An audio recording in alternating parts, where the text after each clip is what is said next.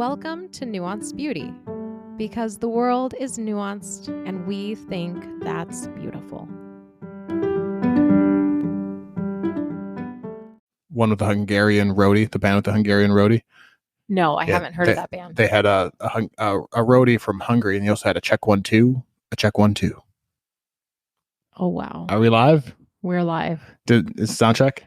Oh, hi guys, welcome to Nuanced Beauty. Hey. I thought the Hungary thing, you were about to go into the topic of being Hungary. Picking a separate Eastern European country so that the Czech, Hungarian Czech, but roadies, they do the microphone, just like we're standing in front of microphones and making sure they work, and you check 1 2. I got the check 1 2, but the Hungary, I thought you were maybe referencing the point of today's topic.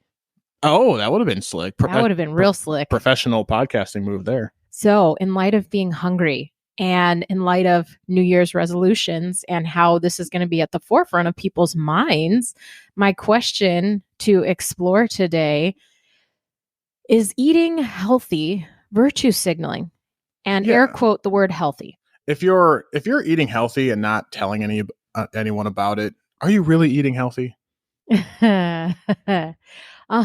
So healthy, I have to preface healthy with air quotes because each person has their own interpretation of what healthy eating means. Mm-hmm. And as I myself have spent since Zeke was 1, so the past 5 or 6 years, exploring eating different than the conventional way, I guess, there has been a lot of trial and a lot of discovery of what's better for my body. The thing I love about you is you couldn't even bring yourself to say trial and error. I had trial and error written down, but then I didn't say it. You couldn't do it. You can't admit to an error. There was a trial and there was discovery. There were no problems. There were only opportunities. So eating healthy can be highly individualized. Mm-hmm. And that's just what I've learned through experience and what we've introduced, and food sensitivity testing. Like, there's so much to the concept of healthy eating. The thing it's like sticking in our hearts here about this isn't about what is or isn't healthy, but it's just the tension that you get around people who are talking about it, or people who assume things about you because you've talked about it. Because you've mentioned something like Trader Joe's. What do you think? You're better than me, huh? Organic, pasture-raised eggs. All of these buzzwords. Great joke on pasture-raised eggs, where one of the interesting things about our generation is that we get to stand in front of the egg counter and decide how much chicken cruelty can we afford to Oh my gosh. How much we're willing to accept. How much chickens can we afford to save this week? You want a cage free, but it's still in a building. I can afford the cage free, but I can't afford the pasture. So this is how much chicken misery I'm willing to cope with. Oh my gosh. That's funny and terrible. With that, the cost focused me of the 20s. I'll flash back. We didn't need anything organic. I would buy the off brands and not necessarily the name brands, specifically because I would look at their ingredient lists and I would say there's nothing different between this Jif or Peter Pan peanut butter and the store brand peanut butter. But yeah, we were 22, and we weren't really thinking about health in what we were eating or with any sort of intention. Mm-hmm. Beyond the bottom dollar. Mm-hmm. That was really the top of the list. Fast forward into our 30s, and that kind of changed. Like the storyline for me and the personal changes was I introduced a probiotic after taking an antibiotic because a friend suggested I give it a try to basically repopulate the good bacteria, because antibiotics don't just kill bad bacteria, they kill your gut bacteria, period. And so you want to repopulate with the good stuff, right? So enter probiotic, and all of a sudden I'm pooping at least every other day. Whereas for my whole life that I can remember, I maybe pooped twice a week, and it was a super uncomfortable poop. Yeah, I learned a lot about this woman's bowel movements in our early marriage because she's unafraid to give you those details. But they matter. They matter. And they matter immensely. It was a huge epiphany. Well, it was a huge, I don't want to say canary in the coal mine, but it's a huge indicator. It was maybe these things actually have some factuality to them, and it's not just virtue signaling. This is not a sugar pill. Hoity-toity. It actually did change something in my body. And so with that, I kind of, I don't know, I had to reassess my confident sense of eating organic being for wealthy people who just want to spend extra to feel good about themselves. Yeah, or to be seen as conscious or intentional. There's more than just the shallow aspect of eating well with purpose. Yeah. And it's kind of interesting being in Seattle. That was like the best place to be to explore that and flip my script on how I felt about that, reframe it in my mind, because that place is much more progressive about eating healthy, eating consciously. Like Portlandia. Talk about Portlandia. Oh, I mean, I can't remember which segment you're referring to, but if you look around West Seattle, there's multiple Trader Joe's and no Walmarts. So the culture around food is very different. A couple of PCCs, which are like a whole food analog. It's like there's like Sprouts. I would say PCC is like Sprouts for here. Sure. Yeah. But there is, and I'm curious how much this went into this. It's almost harder to shop poorly in West Seattle. Yeah. Because the nearest grocery store would have been, PCC or Trader Joe's. But I wonder how much of the change you went through. Yes, obviously the probiotics was moving from Missouri to Washington State. Was it just in the water? Yeah, was it just in the water? But Aldi too. They have started to cater, and they're offering an organic brand. Aldi got nice. Yeah, they bouged up. Can you take the word bougie and make it a verb? You can do whatever you want. Okay. But so that opened a door, and I think it helped that the culture around us. What? You went from pooping twice a week to every other day. It opened a door, all right. Yeah. For me to just say, wow, maybe there's something to this. And then a year later, I did a sugar fast. And that was super monumental in just helping me realize how impulsively and how without conscience I could reach for something sweet and just like really go to town and really be almost obsessive, like, oh, this is the best thing. Like I need to eat this whole cake right now. Like, and I don't know that I ever ate a whole cake, but you know what I mean? No, but we had big bowls of ice cream. Regularly. Yeah. But it was just so there, and it was so like just like this almost like internal like craving. It's craving. That's craving. What it is. There's a really cool book called Made to Crave that dives into the packaged products and the way that we've changed the taste of things and the palatability of things to make foods just more indulging and more just like, kick in your mouth, like, oh, I want to go back and eat that. Yeah, it's mentioned in the carnivore code that there's little or nothing in nature that mixes fats and sugars in one food. You either have things that are carb heavy or things that are fat heavy. You have meats and you have vegetables, and those are two separate things. There's not a lot of things that have both. I guess beans is the closest thing. But ice cream is exactly that. And so what it does is it short circuits your ghrelin hormone that tells you you're full. So you just keep eating. Ghrelin, is that right? Sounds right. I think ghrelin. Yeah, but that sounds right. But it's one of those things that isn't naturally occurring. So it changes hormonally how your body functions, and you crave the same way you might crave alcohol or cigarettes. You crave the sugar. Yeah. And doing that sugar fest, it was with a group called Revelation Wellness, which is a Christian faith and fitness. But the emphasis is on the faith first and the fitness comes second. I put that out there because it's not cheesy, and it's not cheesy fitness, and it's not fitness and with a little bit of God sprinkled in there. It's no, like God created your body. You're supposed to steward it well. And how you get whole first, and then you worry, like you find God, you get whole, and then worry about being healthy and helping others. Go whole before you go Whole 30. Yeah. Yeah, pretty much. Yeah. That idea. So there's that story. And then the other story of the I guess the beauty along the way is when I was expecting Aaron, I read a book called Grain Brain. I was driving 2.5 hours a day in the car, and I did a lot of podcasts and audiobooks. At this point, I was really, really leaning into documentaries, video, like video content, podcasts, and books that dove into potentially alternative medicine and holistic approaches, which, to be holistic, it's really a focus on your diet. Science, yeah. Yeah.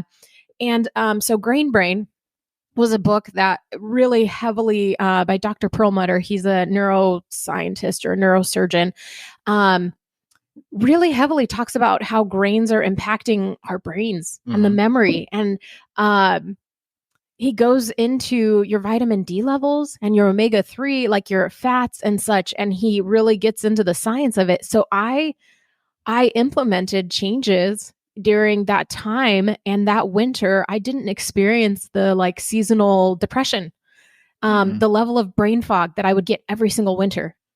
Since high school, I had this sense of like, my mind's not clicking well. And then because my mind isn't working as fast as I want it to, I'm frustrated with myself.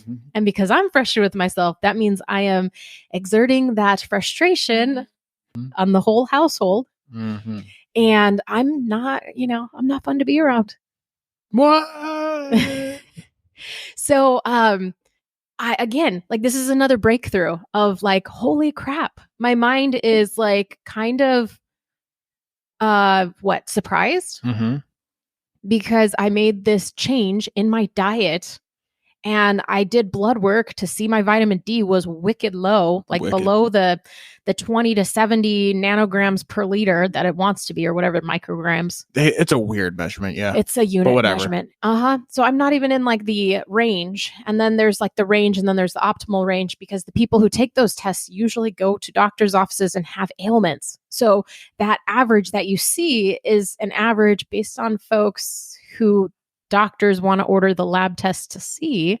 Yeah, not necessarily the most insurance efficient companies spot. Don't cover vitamin D tests because they know it's low. Everybody's is. Yeah, if you're above 15-degree latitude, which is almost the whole country. So most insurances won't cover a vitamin D test, and it's a few $100. So there's not a lot of people actually getting the test. It's cheaper now if you go the whole holistic route. There has been a renaissance, revolution in these sorts of tests. But at the time when we started looking into this, very expensive. Yeah. And it's like, whoa, what do you know? Like this thing that I thought was a lifetime ailment. I thought it ran in the family. It must be my genetics, and it's an unchangeable. I can't control it. I mean, I could go medicate, but I have my own reservations about too many medications and side effects. So I'm just going to live with it. But I didn't have to live with it. And like light bulb, right? Go ahead, babe. So how have you... So that was all kind of like the good things in your story, but how have you avoided coming off as virtue signally when you try to have these conversations? Oh my gosh. Yeah. Because the way I cope is I just don't have these conversations. Yeah. And that's, as you mentioned, like if I don't share it, then like nobody knows, right? So nobody asks me how I eat. It's okay. Like nobody cares how I eat. Nope. Nobody cares about me. Nope. Yeah. So it is this really hard thing where when you're meeting with someone and you're chatting, and you had this great story of like a reel where it's like trying to figure out somebody's political leanings on a date. So you just like slowly like slip out buzzwords to see how they respond. Yes. Like, so do you eat out? Yeah, we eat out like 5 times a week. And then you're like, oh, okay. Yeah, we have a different. I wonder if there's anything organic on this menu.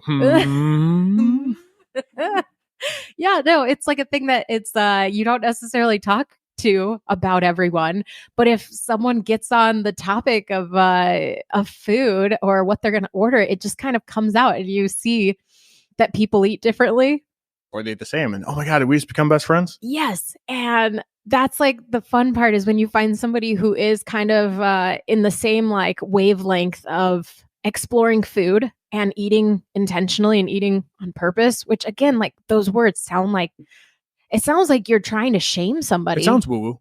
Yeah. Yeah. And it sounds almost like for a person listening, you could hear that, me saying eating on purpose. I mean, it's fine. Like if people just don't care about their bodies, I care about my body. So I don't know, like, but you do you. If you don't want to care, you're allowed to just not care. But I care. Right. And so that's what makes it so uncomfortable, because it's like, oh no, like I am moving toward a thing.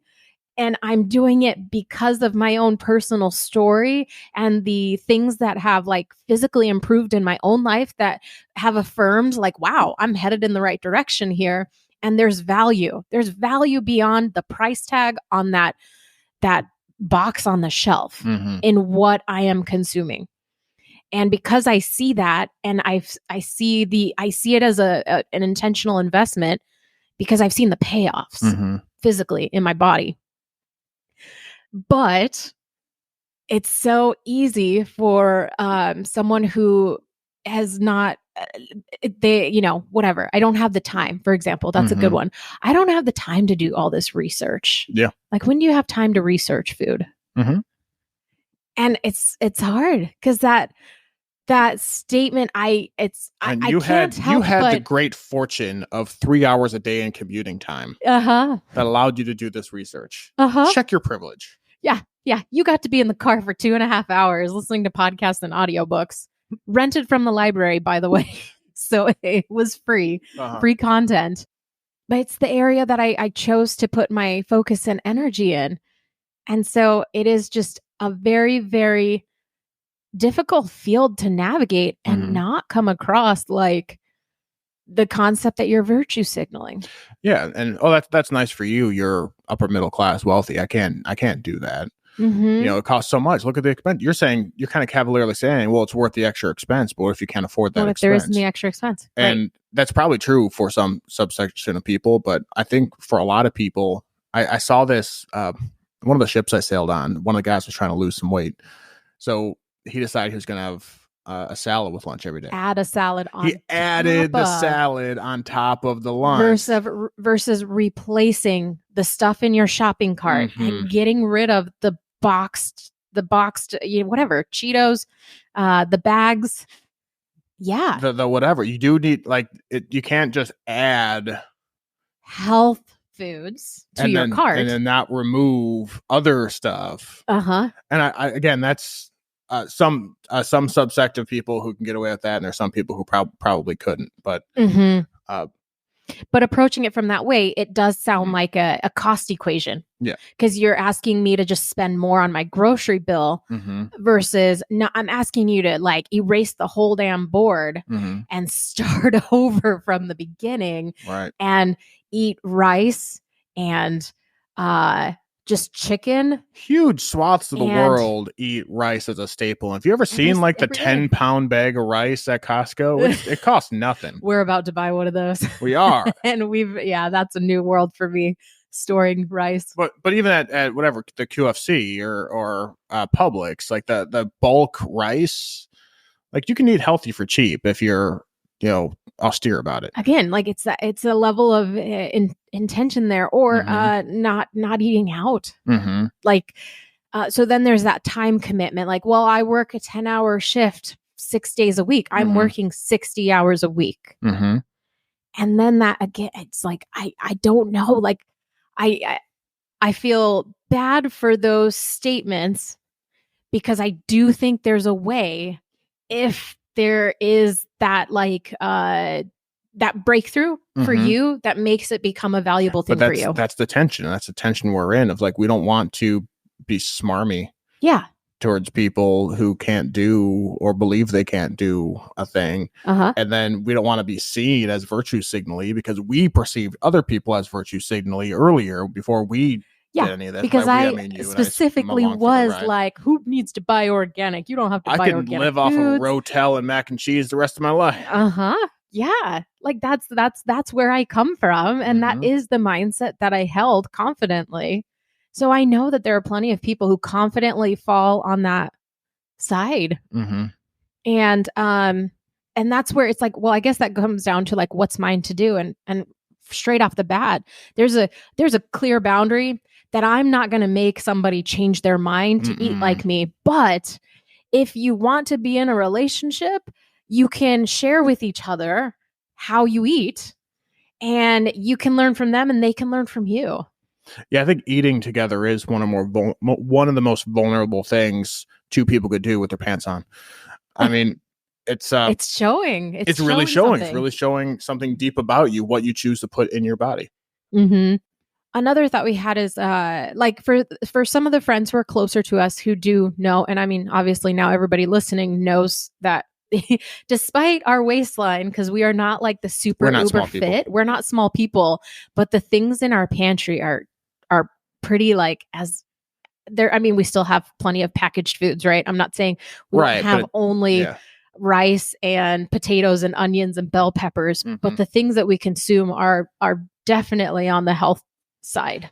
Yeah, and they're not necessarily lower calorie, and they're not necessarily even lower sugar. They're just more nutritious. They're a little more nutritious, a little bit less toxic. Because we're just talking about nutrition in a baseline. We haven't even gotten into the toxic aspects of plastics and things like that we've started to try to avoid. But I think a lot of our food is lesser of those things. So Siete chips, they're Doritos, they're corn chips like any other. It's not that spices, much healthier.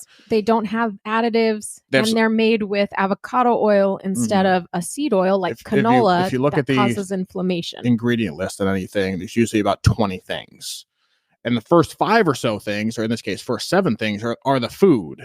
And the rest of it is whatever else they put in. Preservatives, additives, texture changers. Those Siete chips have the same first 7 things. And then that's it. But then that's it. Yeah. So it's not a healthier food in terms of your waistline. It might be a healthier food in terms of cancer in 20 years. We'll find out in 20 years. I don't know. But this is what we believe. But people who haven't gone down the rabbit hole have looked at our pantry and like, I don't know what this is. I think that kind of it comes to in the chiropractor that we used to see. They had a sign up that said, instead of asking why whole food is so expensive, why don't we ask why packaged food is so cheap? And it's kind of it's a witty statement that's also kind of virtue signaling. Oh yeah. But the deeper rabbit hole under that statement is that we have subsidized large crops that are sprayed with heavy herbicides and pesticides, and they have to use those products to get crop insurance.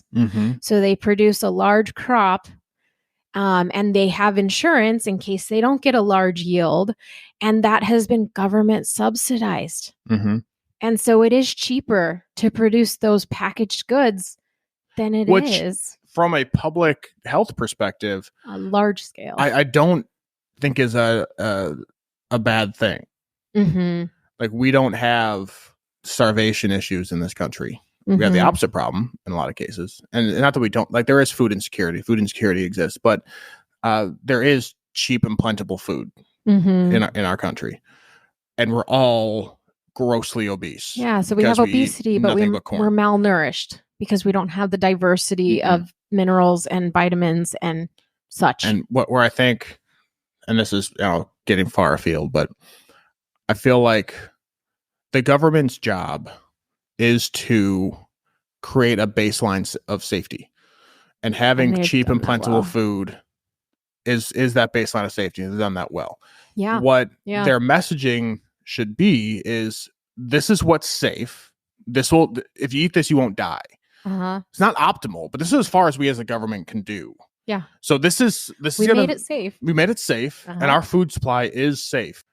But just because it's government standard doesn't mean it's what's best. It's what's most efficient, which is a weird thing to say about the government. Efficient to produce, not efficient for your body. Yeah. I saw another great joke about people who are in the military. What's something people outside of the military say that tells you they know nothing about the military? And one of the top answers was when people say military grade, as though that means something good. So what I'm trying to say is that what you're saying with the government subsidization is not an altogether bad thing. We have a lot of food in this country, and that food is safe to eat. It's just we have health issues now as a result of that, and I think we need to be thankful that we live in a place that there's a lot of cheap and abundant food, and not demonize that, but also say, okay, that's good, but because we're in a safe place right now, now we can try to do better. Yeah, I like that, and I think that's where we could all get on board. I think, right? Oh yeah, without it coming across as snobby or virtue signaling. Or sky is falling. You go through Homestead Instagram, and there's a lot of like, oh, everything is just bad, evil. If you eat red dye 40, your kids are gonna gonna go bounce off the wall and like become autistic. And so if you are just kind of dipping your toe into, I wonder if there's a better way, and that's what you see, yeah, you're gonna get overwhelmed. Yeah, and you're gonna be like, these people are wonko crazy, and whatever, and they are, and some are, maybe all of us are a little bit. But I love, so that's why I love really very crunchy on Instagram. Big fan. Love her because I understand almost all the topics that she's sharing, but she does it. She presents it in that extreme way with this dry, witty humor, and her husband. It's just so well done. It's self-deprecating. And it's so well done. And that's what it's like. She's poking fun of herself in a way that's honest. Yeah. And that makes light of somebody who's maybe on that extreme other side of, I have no clue what you're talking about, why you choose to do the things you choose to do when it comes to eating. So I guess in all of our ramblings, I think what we could conclude here is, yes, it is 100% possible that some people are choosing to eat healthy because it's the hip, cool, or unique thing to do, like for whatever appearance and sense of I'm part of this in-group. I'm part of this group. I'm part of this class. People of my class eat this way. They shop at Whole Foods, whatever. They shop at Trader Joe's. Yes. Is it possible? 100%. But I hope in sharing a little bit of our story and a little bit of the tensions that we feel, kind of, or at least I feel, flipping sides on how I eat, there might be more to the story. And I hope that if you do fall a bit on the whole organic thing is hokum, that you might be able to set aside just how cringy people are, because they're so cringy. Oh, I got that at Trader Joe's. Oh, the cringe. And actually maybe hear what someone has to say, because most of the time we don't communicate well between each other. We don't. So just let go of the cringe.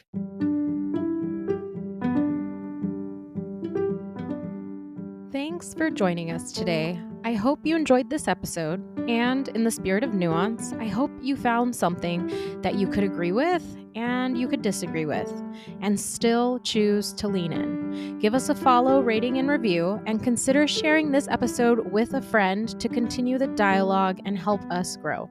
Until next time.